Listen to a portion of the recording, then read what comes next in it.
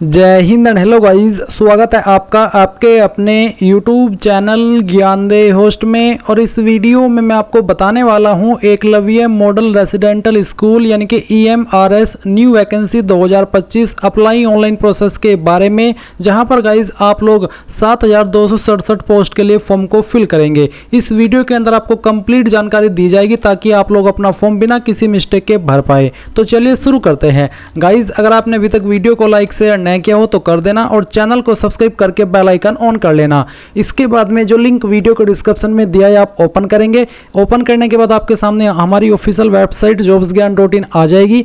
ये ओपन करने के बाद आप यहां पर जानेंगे कि इसमें कौन सी पोस्ट पर कितनी वैकेंसी निकाली गई है। तो मैं आपको बता दूं कि आप लोग यहां पर पहले तो जान ले कि 19 सितंबर 2025 से लेकर के आप लोग 23 अक्टूबर 2025 तक इस फॉर्म को भर पाएंगे। फिर आप यहां पर आएंगे और जानेंगे कि कौन सी पोस्ट पर कितनी वैकेंसी है, जैसे कि प्रिंसिपल की वैकेंसी है और उसके ऊपर अप्लाई करने के लिए क्या क्वालिफिकेशन चाहिए वो भी आप देख सकते हैं। फिर पीजीटी टीचर की वैकेंसी है 1460 और टीजीटी टीचर की वैकेंसी है 3962।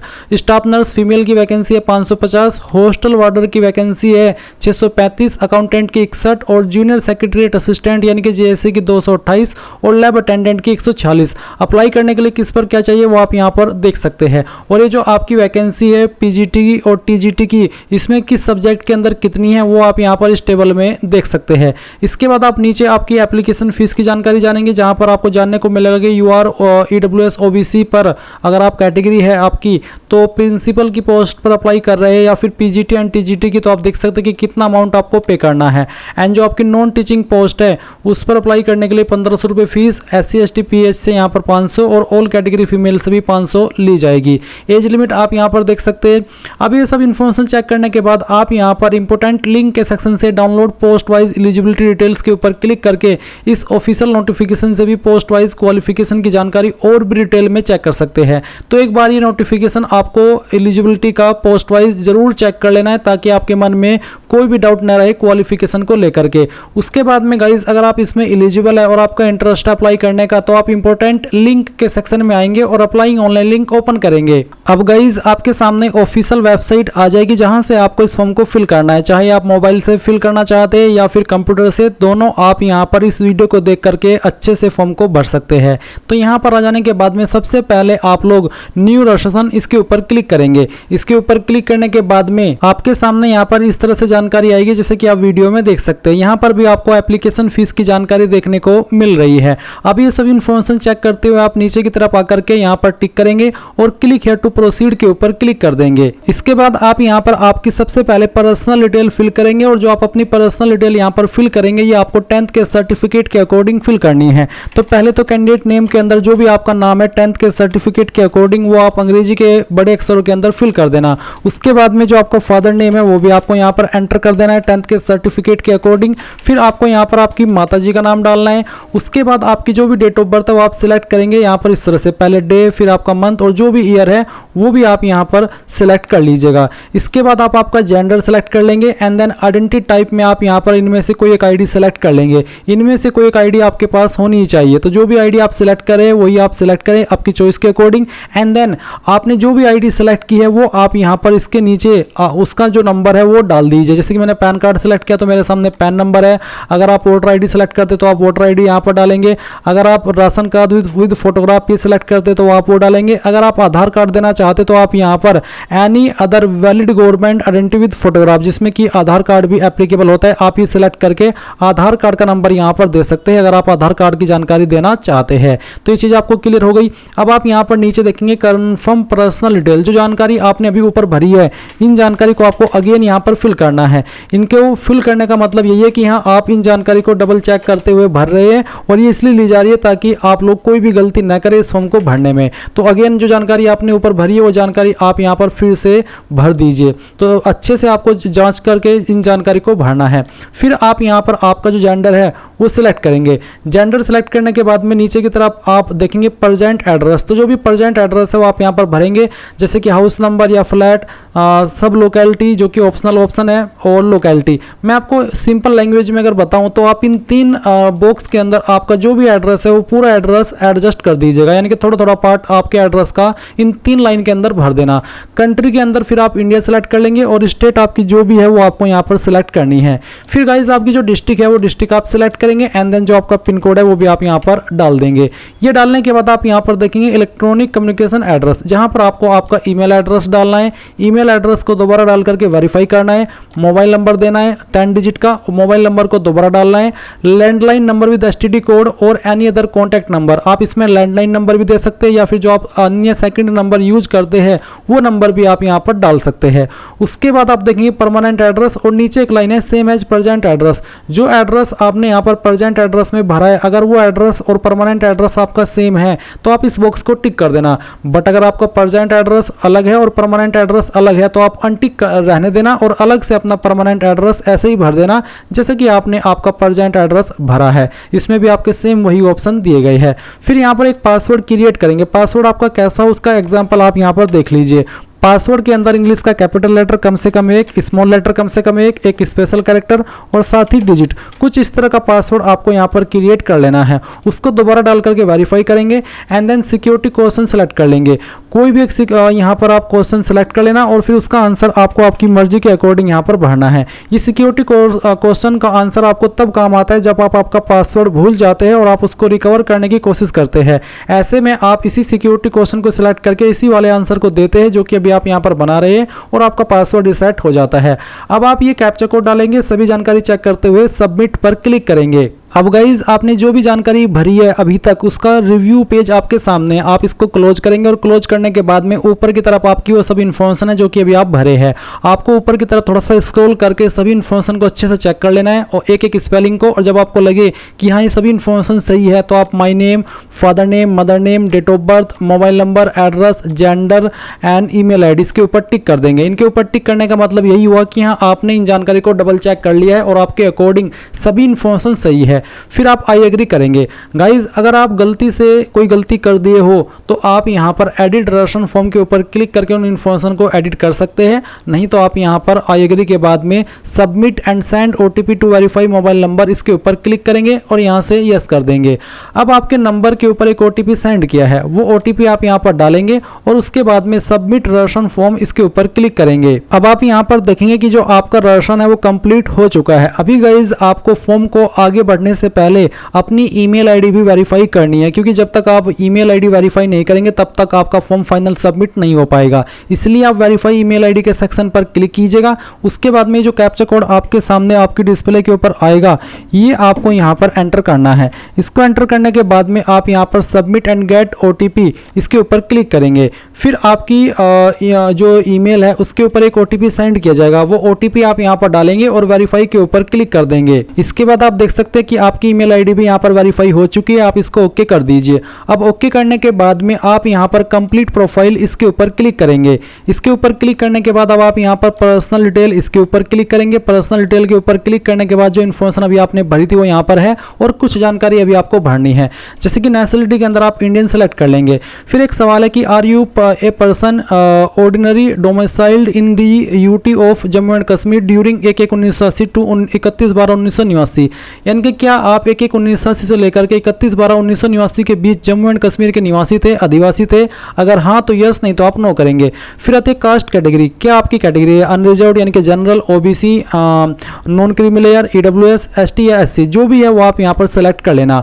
उसके बाद में कंफर्म कैटेगरी को दोबारा सेलेक्ट करके वेरीफाई कर लेना। फिर आप यहाँ पर एक और सवाल देखेंगे, are you a person with benchmark disability PWBD as per section 2R of RPWD act 2016, यानी कि क्या आप इस एक्ट के अकॉर्डिंग विकलांग है? अगर है तो आपको यहाँ पर यस करना है, नहीं तो आपको नो कर देना है। फिर एक और सवाल है कि क्या आप इस एक्ट के तहत थोड़ा दिव्यांग है या फिर आपको लिखने में प्रॉब्लम है और आपको इसके लिए स्क्राइब चाहिए, आप खुद से नहीं लिख सकते, तो आप यहाँ पर यस करेंगे। बट अगर आप ऊपर वाले की दया से, ऊपर वाले की कृपा से बिल्कुल ठीक ठाक है तो आप यहाँ पर नो कर देंगे। फिर आएगा क्या आप एक्स सर्विसमैन है? अगर है तो यस, नहीं तो यहाँ पर भी नो कर देना है। फिर पूछे कि do you have 3 year continuous service in central government provided the post are in same or allied cadres, यानी कि क्या आपके पास 3 साल की कंटिन्यूस सर्विस है रेगुलर सेंट्रल गवर्नमेंट के अंदर। अगर हाँ तो आप यस करेंगे, नहीं तो आप यहाँ पर नो कर देंगे। फिर पूछे कि are were you service age, यानी कि क्या अभी आप कर रहे हो या फिर आप थे EMRS एम्प्लॉय या फिर other than permanent employees working in EMRS as on 1/7/2025, यानी कि 1/7/2025 तक आप परमानेंट एम्प्लॉयज थे। ऊपर वाली ये जो यहाँ पर रेगुलर पे स्किल की वैकेंसी है या पोस्ट है उसको छोड़ करके, या फिर नॉट एप्लीकेबल, अगर आप बिल्कुल फ्रेशर है तो आप यहाँ पर नॉट एप्लीकेबल सिलेक्ट कर लीजिएगा। फिर एक और सवाल आता है कि do you have any pending criminal court case against you, क्या आपके ऊपर कोई केस चल रहा है, कोई पेंडिंग है। अगर हाँ तो यस, नहीं तो यहाँ पर भी नो कर देना है। मैरिटल स्टेटस क्या है, सिंगल मैरिड या डाइवोर्स्ड, जो भी है वो आप यहाँ पर सिलेक्ट कर लेना। उसके बाद ये कैप्चा कोड आप यहाँ पर डालेंगे और सेव एंड नेक्स्ट के ऊपर क्लिक करके यहाँ से यस कर देंगे। यस करने के बाद यहाँ पर सबसे अब आपके सामने डॉक्यूमेंट अपलोड का सेक्शन आ चुका है। तो फोटो अपलोड करेंगे और सिग्नेचर अपलोड करेंगे। फोटो का साइज 10 से 200 KB के बीच में, फॉर्मेट JPEG या फिर JPG। सिग्नेचर का साइज 10 से 50 KB के बीच में। तो आप यहाँ पर चूज फाइल के ऊपर क्लिक करना और जहाँ पर भी आपकी फोटो फाइल है वो आपको सेलेक्ट कर लेनी है, ओपन करना है और फिर आप यहाँ पर अगर इसको क्रॉप करना चाहे तो कर लीजिए। अगर आपको जैसा कि आपका फोटो पहले से है आपकी डिवाइस के अंदर या आपके कंप्यूटर के अंदर, तो आप उसको अपलोड ओरिजिनल के ऊपर क्लिक करेंगे और अपलोड के ऊपर क्लिक करके आप इसको अपलोड कर देंगे। देख लीजिए सक्सेसफुली अपलोड हो चुका है। आप क्लिक है टू व्यू अपलोडेड डॉक्यूमेंट के ऊपर क्लिक करके इसको व्यू भी कर सकते हैं। अब आपको आपका सिग्नेचर अपलोड करना है। जहां पर सिग्नेचर की फाइल है वो आप सिलेक्ट करेंगे, ओपन करेंगे। सिग्नेचर में आपको बिल्कुल भी जो एक्स्ट्रा पार्ट है वो नहीं रखना है। एक्स्ट्रा पार्ट से मेरा मतलब है कि जितनी जगह पर सिग्नेचर है उतनी को ही आपको अपलोड करना है। अगर आप एक्स्ट्रा पार्ट रखेंगे तो ऐसे में फिर आपका जो सिग्नेचर है वो ब्लर हो जाता है। तो फाइल सेलेक्ट कर ली, अब आप यहाँ पर अपलोड इसके ऊपर क्लिक कर दीजिए। ये फाइल भी अपलोड हो चुकी है। उसके बाद गाइज आप यहाँ पर ये जो कैप्चा कोड आपके सामने आएगा, ये कैप्चा कोड आप यहाँ पर फिल करेंगे। इसको फिल करने के बाद में सेव एंड नेक्स्ट के ऊपर क्लिक कीजिए और यहाँ से यस कर दीजिए। अब यहाँ पर आपके सामने रिव्यू पेज आता है। जो भी जानकारी आपने अभी तक भरी है वो सभी आपको यहाँ पर चेक कर लेनी है। एक और मौका आपको यहाँ पर चेक करने का दिया जा रहा है, तो आपको अच्छे से चेक करना है। फिर आप यहाँ पर इन सभी के ऊपर टिक करेंगे। इनके ऊपर टिक करने का मतलब यही होता है कि हाँ आपने इन सभी जानकारी को एक बार फिर से अच्छे से चेक कर लिया है और आपके अकॉर्डिंग ये सभी जानकारी सही है। तो आप आई एग्री के ऊपर क्लिक करेंगे और फिर फाइनल प्रोफाइल सबमिशन इसके ऊपर क्लिक करेंगे। अब गाइज आपके सामने ये वाला इंटरफेस आएगा जैसे कि आप वीडियो में देख पा रहे हैं। अभी अगर आप अपनी प्रोफाइल को एडिट करना चाहते हैं तो आप एडिट प्रोफाइल के ऊपर क्लिक करके अभी भी कर सकते हैं। और अगर आपने देख लिया कि हाँ मेरी इन्फॉर्मेशन बिल्कुल सही है तो आप यहाँ पर अप्लाई नाउ इसके ऊपर क्लिक करेंगे। इसके ऊपर क्लिक करने के बाद में यहाँ पर आपके सामने वैकेंसी आ चुकी है। यहाँ पर है EMRS staff selection examination recruitment of principal. फिर है आपकी PGT यानी कि पोस्ट ग्रेजुएट टीचर। उसके बाद है आपकी नॉन टीचिंग पोस्ट। जो भी नॉन टीचिंग की कैटेगरी के अंदर वैकेंसी है वो यहाँ पर इस वाले अप्लाई पर क्लिक करने के बाद आपके सामने आ जाएगी। और इसके नीचे है TGT। तो आपको जिस भी पोस्ट पर अप्लाई करना है वो आप कर सकते हैं। अगर आपका सवाल है कि क्या मैं एक से ज़्यादा पोस्ट पर अप्लाई कर सकता हूं, तो हाँ आप अप्लाई कर सकते हैं। आपको बोला कि you may update your profile before applying for any of the post listed above. Once you submit an application for any post your profile will be frozen. यानी कि अगर आपने किसी भी पोस्ट पर अप्लाई कर लिया तो फिर आपकी जो प्रोफाइल डिटेल है वो फ्रोजन हो जाएगी, फ्रीज हो जाएगी। उसके बाद आप उसको एडिट नहीं कर पाएंगे। फिर आप चाहे तो उस पर अगली पोस्ट पर अप्लाई कर सकते हैं। अगर आपको यहाँ पर करेक्शन करना है तो पहले ही कर लीजिएगा। तो आपको किस पोस्ट पर अप्लाई करना है, अगर आपको नॉन टीचिंग की पोस्ट पर अप्लाई करना है तो पहले आप यहाँ पर अप्लाई के ऊपर क्लिक कीजिए। उसके बाद में यहाँ पर आपको do you wish to apply, finally आप इस पर यस कर दीजिए। यस करने के बाद में आप यहाँ पर कंप्लीट एप्लीकेशन फॉर्म इसके ऊपर क्लिक करेंगे और इसके बाद में यहाँ पर आता है क्लिक टू बटन बिलो। तो आप यहाँ पर अप्लाई फॉर इसके ऊपर क्लिक करेंगे। अब आपको नॉन टीचिंग की कैटेगरी के अंदर जो भी वैकेंसी रखी है वो यहाँ पर देखने को मिल जाएगी। जितनी भी पोस्ट पर आपको अप्लाई करना है वो आप सिलेक्ट कर लीजिए। अगर आपको JSA की पोस्ट पर अप्लाई करना है तो आप वो सिलेक्ट कर लीजिए। लैब अटेंडेंट की पोस्ट पर अप्लाई करना है तो वो सिलेक्ट कर लीजिए। हॉस्टल वार्डन की पोस्ट पर अप्लाई करना है तो वो भी आप सिलेक्ट कर सकते हैं। अकाउंटेंट की पोस्ट पर अप्लाई करना है तो आप वो भी सिलेक्ट कर सकते हैं। तो आपकी कंप्लीट चॉइस है ये सब। तो जैसे कि मैंने इन 4 पोस्ट को सिलेक्ट कर लिया, आप चाहे तो चारों पर अप्लाई कर सकते हैं अगर आप उस पर अप्लाई करने के लिए एलिजिबल है क्वालिफिकेशन के अकॉर्डिंग। इसलिए एक बार मैं आपको फिर से सजेस्ट करना चाहूँगा कि ये जो PDF का नोटिस है, जो क्वालिफिकेशन का PDF है, ये आपको देख लेना है। इसमें आपको बहुत ही अच्छे से देखने को मिल जाएगा कि किस पोस्ट पर क्या क्वालिफिकेशन मांगी है और क्वालिफिकेशन के क्या क्या विकल्प आपके पास है अप्लाई करने के लिए। तो यहाँ से एक बार इसको जरूर चेक कर लेना। इसके चेक करने के बाद में अगर आप एलिजिबल है तो फिर आप यहाँ पर देखेंगे एक सवाल है कि लैंग्वेज कॉम्पिटेंसी ऑप्शन। तो किस लैंग्वेज में आप देना चाहते हैं वो आप सिलेक्ट कर लीजिएगा। इसके बाद में आता है कि do you possess minimum speed. ये जो सवाल है ये मुझे लगता है अकाउंटेंट की पोस्ट के लिए है, या फिर उस पोस्ट जिस पोस्ट पर इसकी कंडीशन रखी है अप्लाई करने की, उसी के सामने ये ऑप्शन आएगा। तो आपको यहाँ पर बताना होगा इसमें यस नो में आंसर करके कि हाँ आपकी स्पीड है मिनिमम इतनी जो यहाँ पर मेंशन की गई है या फिर नहीं है। Type of test, typing test medium, किस लैंग्वेज में देना चाहते हो आप सिलेक्ट कर लेंगे। फिर आप यहाँ पर जो कैप्चा कोड आपके सामने आएगा वो आप यहाँ पर एंटर कर देंगे। इसको एंटर करने के बाद में आप यहाँ पर सेव एंड नेक्स्ट के ऊपर क्लिक करेंगे और यहाँ से यस कर देंगे। फिर गाइज आपके सामने क्वालिफिकेशन की जानकारी आएगी। तो सबसे पहले आप 10वीं की इन्फॉर्मेशन भरेंगे। 10वीं आप यहाँ पर पास सिलेक्ट कर लेंगे, किस साल के अंदर आपने 10वीं पास कर ली थी वो साल आपको यहाँ पर सिलेक्ट कर लेना है। उसके बाद आपका कोर्स स्ट्रीम नेम ये सिलेक्ट कर लेंगे, the 10th secondary class 10th या फिर 10th class pass with a certificate diploma in laboratory technique from a recognised board. तो अगर आप सिंपल 10वीं की इन्फॉर्मेशन दे रहे हैं तो आप इसको सेलेक्ट कर लीजिए। उसके बाद आपका बोर्ड कौन सा है, अगर आपका बोर्ड यहाँ पर है लिस्ट में तो अच्छी बात है, नहीं तो आप अदर का ऑप्शन या any recognised board university open school ये वाला ऑप्शन सेलेक्ट कर सकते हैं। पर जैसे कि मैंने आपको कहा कि अगर आपका बोर्ड आपको यहाँ पर इसमें दिखाई दे रहा है तो आप यहाँ से सेलेक्ट कर लीजिएगा। रिजल्ट मोड, तो इसमें परसेंटेज का ही ऑप्शन है। अब बहुत सारे कैंडिडेट का सवाल होगा कि सर मेरे नंबर तो CGPA के अंदर है, तो मैं आपको बता दूं कि आपको आपके CGPA को नंबर में कन्वर्ट करना होगा और फिर यहाँ पर फिल करना होगा। तो मैंने परसेंटेज सेलेक्ट किया। परसेंटेज सेलेक्ट करने के बाद में आपके टोटल नंबर कितने थे वो आप यहाँ पर डालेंगे, उसमें से आपको कितने नंबर आए थे वो आप यहाँ पर डाल देंगे। परसेंटेज आपकी कैलकुलेट कर ली जाएगी। अब आप सेम वे में 12वीं की जानकारी भरेंगे, पास स्टेटस बताएंगे, फिर बताएंगे कि किस साल के अंदर आपने 12वीं पास की थी। उसके बाद में आपको कोर्स यहाँ पर सेलेक्ट कर लेना है, सीनियर सेकेंडरी क्लास 12 सर्टिफिकेट या फिर क्लास 12 सर्टिफिकेट साइंस स्ट्रीम। अगर साइंस से किया तो आप इसको इस तरह से सेलेक्ट कर लीजिएगा। फिर आपको यहाँ पर सेम वे में आपका जो 12वीं का बोर्ड है जिससे आपने 12वीं किया वो सिलेक्ट कर लेना है। रिजल्ट मोड आप सिलेक्ट कर लेंगे। फिर आपको बताना कि टोटल नंबर क्या थे, कितने आपको आए थे वो आप यहाँ पर एंटर कर देंगे और परसेंटेज आपकी आ जाएगी। फिर आपको यहाँ पर आपकी ग्रेजुएशन की जानकारी भरनी है, तो आप यहाँ पर इस तरह से पास सेलेक्ट करेंगे। फिर बताएंगे कि इस साल के अंदर आपने इसको पास कर लिया था। कोर्स नेम यहाँ पर आप बताएंगे, अगर आपका कोर्स यहाँ पर है तो अच्छी बात है, जैसे कि BSc honours in nursing, bachelor degree from a recognised. अगर आपके पास कोई भी क्वालिफिकेशन है जो कि बैचलर के अंदर आती है बैचलर डिग्री के, तो आप ये सेकंड वाला क्वालिफिकेशन सेलेक्ट करेंगे। तीसरा है आपने जो बैचलर डिग्री की है वो आपने कॉमर्स में किया तो आप तीसरा सेलेक्ट करेंगे।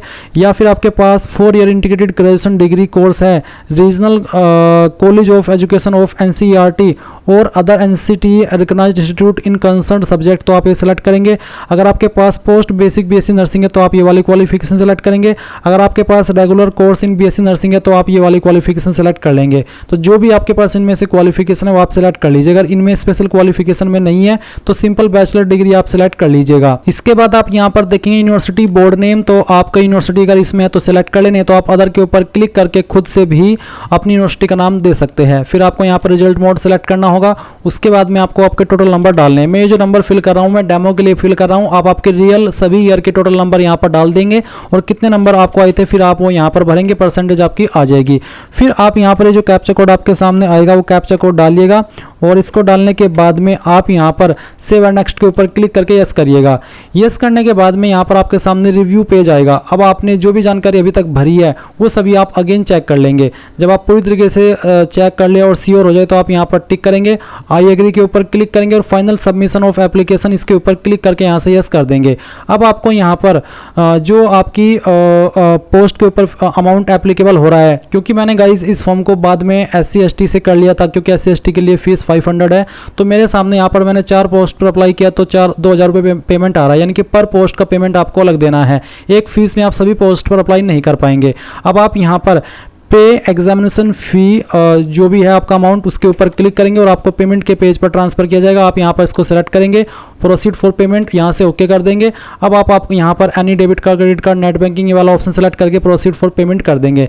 नाउ आपके सामने पेमेंट का ऑप्शन आ चुका है। यहाँ पर आप credit card, net banking, UPI, Bhim, QR code यानी कि जिस माध्यम से चाहे अपनी फ़ीस जमा कर सकते हैं। जैसे ही आप ये फ़ीस पेमेंट कर देंगे तो आपको ऑटोमेटिकली इसी वेबसाइट के ऊपर रिडायरेक्ट किया जाएगा जहाँ से आपने फॉर्म फिल करना स्टार्ट किया था और आप अपने फॉर्म का फाइनल प्रिंट आउट ले पाएंगे। और इस तरह से गाइज आप लोग आपका नॉन टीचिंग की पोस्ट पर फॉर्म अप्लाई कर पाएंगे। अब ये तो मैंने जानकारी बताई है आपको प्रोफाइल क्रिएट करने के बाद में नॉन टीचिंग पोस्ट पर अप्लाई करने की। अगर आप TGT की पोस्ट पर या PGT की पोस्ट पर अप्लाई करना चाहते हैं तो यहीं से आप click to visit another post इसके ऊपर क्लिक करेंगे। और अगर आपको यहाँ पर TGT की पोस्ट पर अप्लाई करना है तो जो यहाँ पर ट्रेन ग्रेजुएट टीचर है इसके ऊपर क्लिक करके यहाँ पर जो सामने अप्लाई है इसके ऊपर क्लिक करेंगे। फिर आप यहाँ पर यस कर देंगे और इसके बाद कंप्लीट एप्लीकेशन फॉर्म के ऊपर क्लिक करेंगे एंड देन आप यहाँ पर अप्लाई फॉर इसके ऊपर क्लिक करेंगे और अप्लाई फॉर के ऊपर क्लिक करने के बाद आपको यहाँ पर पोस्ट अप्लाइड फॉर में क्लिक करके सेलेक्ट करना कि मैं किस सब्जेक्ट पर अप्लाई करना चाहता हूँ। फिर पूछेगी do you fulfil essential qualification requirement for the post, यानी कि जिस पोस्ट पर अप्लाई करने के लिए जो जरूरी चीज़ है वो जो मांगी है आपसे क्या वो आप उसको फुलफिल करते हैं। जैसे कि यहाँ पर है कि yes I have studied Hindi as an elective या फिर main subject in at least 3 year 0 या फिर 6 सेमेस्टर इन ग्रेजुएशन या फिर 4 ईयर इंटीग्रेटेड डिग्री कोर्स। तो अगर आपके पास ये चीज़ है आप यहाँ पर इसको सेलेक्ट कर लेंगे। अगर आप नो करेंगे तो फिर यहाँ पर लैंग्वेज कॉम्पिटेंसी ऑप्शन बताना होगा कि आप किस लैंग्वेज में आप आपका जो ये जो कंपलसरी चीज़ आपसे मांगी है वो आप देना चाहते हैं। बट अगर आपने इसको इस वाली क्वालिफिकेशन के अंदर कंप्लीट कर लिया जो यहाँ पर आपको मेंशन की गई है तो आपको फिर आगे चल करके कोई प्रॉब्लम फेस नहीं करनी पड़ेगी। बट जैसे कि मैंने कहा कि अगर आप नो करते हैं तो फिर यहाँ पर आपके सामने कुछ और ऑप्शन आएंगे। तो चलिए मैं यहाँ पर यस कर देता हूँ कि मेरे पास यहाँ पर ये क्वालिफिकेशन जो कि हिंदी के बारे में है। उसके बाद आप यहाँ पर लैंग्वेज कॉम्पिटेंसी ऑप्शन सेलेक्ट कर लेंगे, ये भी आपकी चॉइस के अकॉर्डिंग ही रहेगा। फिर सवाल आता है कि do you have experience of working in A residential school, क्या आपके पास एक्सपीरियंस है रेसिडेंटल स्कूल का। अगर हाँ तो आप यस करेंगे, अगर नहीं तो आप नो करेंगे।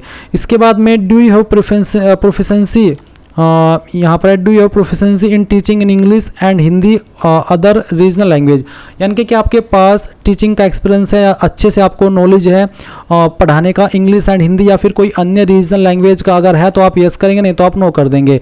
क्या आपको वर्किंग नॉलेज है कंप्यूटर की, कंप्यूटर चलाना आता है आपको बेसिक, अगर हाँ तो यस, नहीं तो आप नो करेंगे। उसके बाद ये जो कैप्चा कोड आपके सामने आ रहा है वो आप यहाँ पर एंटर कर देंगे एंड देन आप सेव एंड नेक्स्ट के ऊपर क्लिक करेंगे और यहाँ से यस कर देंगे। उसके बाद गाइज आपको यहाँ पर इस तरह का इंटरफेस देखने को मिलेगा। बेसिकली क्वालिफिकेशन की जानकारी है आपकी पोस्ट रिलेटेड। तो आप यहाँ पर बताएंगे पास स्टेटस, जिसमें कि आपको क्वालिफाइंग एग्जाम डिटेल पूछी है और क्या क्वालिफिकेशन चाहिए अप्लाई करने के लिए वो आप यहाँ पर देख सकते हैं। इसके बाद में आप यहाँ per year of passing select कर लेंगे कि यह क्वालिफिकेशन आपने किस साल के अंदर पास की है। आपकी वो क्वालिफिकेशन है मेन वाली बीईडी के अलावा, जो क्योंकि बीईडी की जानकारी बीएड की जानकारी आप यहाँ पर इसके बाद भरेंगे। अभी आप जो इन्फॉर्मेशन भर रहे हैं वो आप ग्रेजुएशन की भर रहे हैं। उसके बाद आपको यहाँ पर बताना है कि आपके पास कौन सी है, जैसे कि bachelor honour degree from an institute, और इसके बाद में यहाँ पर 4 ईयर इंटीग्रेटेड ग्रेजुएशन डिग्री या फिर post graduation in concern subject. तो आपके पास इनमें से कौन सी है वो आप सिलेक्ट कर लीजिएगा। इन 3 क्वालिफिकेशन के माध्यम से ही आप अप्लाई करने के लिए एलिजिबल हो पाएंगे इस पोस्ट पर। उसके बाद आपको बताना कि कहाँ से आपने की है। अगर आपकी यूनिवर्सिटी यहाँ पर है तो अच्छी बात है, नहीं तो आप अदर का ऑप्शन सेलेक्ट करके खुद से अपनी यूनिवर्सिटी का नाम भर सकते हैं। फिर आप रिजल्ट मोड यहाँ पर सेलेक्ट करेंगे एंड देन यहाँ पर गाइज आपको टोटल नंबर बताने हैं कि कितने टोटल नंबर थे वो आप यहाँ पर एंटर करेंगे। ये मैं आपको डेमो के लिए फिल करके दिखा रहा हूँ, आप आपके रियल सभी ईयर के टोटल नंबर डालिएगा। फिर कितने नंबर आपको आए थे वो आप यहाँ पर एंटर करिएगा, परसेंटेज आपकी आ जाएगी। उसके बाद में आपको यहाँ पर आपके जो सब्जेक्ट है वो मेंशन कर देने हैं। मैं आपको ये सब्जेक्ट भी डेमो के लिए फिल करके दिखा रहा हूँ। आपके जो भी क्वालिफिकेशन आप सिलेक्ट किए हो उसमें जो भी सब्जेक्ट थे चाहे वो कितने भी थे वो आपको यहाँ पर लिखने होंगे। फिर आप बीएड की इन्फॉर्मेशन देंगे तो आपको यहाँ पर इसमें पास सेलेक्ट कर लेना है। ईयर ऑफ पासिंग के अंदर आपको बताना कि किस साल के अंदर आपने इस क्वालिफिकेशन को पास किया है। इसमें फिर आपको कोर्स स्ट्रीम नेम के अंदर यहाँ पर देखने को मिलेगा बैचलर डिग्री इन एजुकेशन, और उसके अलावा है 3 year integrated BEd MEd from NCT. तो क्या आपके पास है इनमें से वो आप सिलेक्ट कर लीजिए। फिर आपको यहाँ पर आपकी यूनिवर्सिटी का नाम देना है, और जैसे कि मैंने कहा कि अगर आपको यूनिवर्सिटी का नाम यहाँ पर ना हो तो आप अदर का ऑप्शन सेलेक्ट कर सकते हैं, या फिर any other recognised board university का ऑप्शन भी आप सिलेक्ट कर सकते हैं। पर अगर इसी लिस्ट के अंदर आपकी यूनिवर्सिटी है तो आप यहाँ पर उसको सिलेक्ट कर लीजिएगा। फिर आप रिजल्ट मोड सेलेक्ट करेंगे। उसके बाद में आपके जो सब्जेक्ट थे वो आपको यहाँ पर एंटर करने हैं। सब्जेक्ट से पहले आप यहाँ पर जो आपके टोटल नंबर है वो डाल दीजिए। मैं फिर से बता दे रहा हूँ कि ये नंबर मैं डेमो के लिए भर रहा हूँ, आप आपके रियल नंबर भरिएगा। कितने नंबर आपको आए थे वो आप यहाँ पर डालेंगे, परसेंटेज आपकी आ जाएगी। फिर आप यहाँ पर आपके जो सब्जेक्ट है वो एंटर कर दीजिएगा। मैं फिर से बता रहा हूँ कि ये जो सब्जेक्ट्स है ये मैं डेमो के लिए भर करके दिखा रहा हूँ, आप आपके जो सब्जेक्ट आपके पास थे वो लिखिएगा। उसके बाद आप यहाँ पर देखेंगे कैप्चा, तो आपको यहाँ पर आपका जो कैप्चा है वो एंटर कर देना है। इसको एंटर करने के बाद में आप यहाँ पर सेव एंड नेक्स्ट के ऊपर क्लिक करेंगे और यहाँ से यस कर देंगे। अब यस करने के बाद में गाइज आपको यहाँ पर अगले इंटरफेस पर सेंड किया जाएगा। बेसिकली पूछा कि आर यू सीटेट क्वालिफाइड, तो आप यहाँ पर यस कर दीजिए क्योंकि इसमें सीटेट क्वालिफिकेशन मांगी है। और बेसिकली अगर मैं नो करता हूँ तो फिर आप गाइज इसमें अगर एलिजिबिलिटी चेक की हो तो आपको पता ही है कि आप एलिजिबल है या फिर नहीं है। तो यहाँ पर गाइज अगर आप सीटेट क्वालिफाइड में यस करते तो आपको यहाँ पर सीटेट क्वालिफाइड ईयर बताना होगा कि आपने किस ईयर के अंदर इसको पास किया है। फिर आप यहाँ पर सीटेट का रोल नंबर डालेंगे एंड देन आपका जो सीटेट का पेपर है वो आप सिलेक्ट करेंगे। और उसके बाद में जो कैप्चा कोड आपके सामने आएगा वो कैप्चा कोड आप यहाँ पर फिल करिएगा और इसको फिल करने के बाद में आप सेव एंड नेक्स्ट के ऊपर क्लिक करके यहाँ से यस कर देंगे।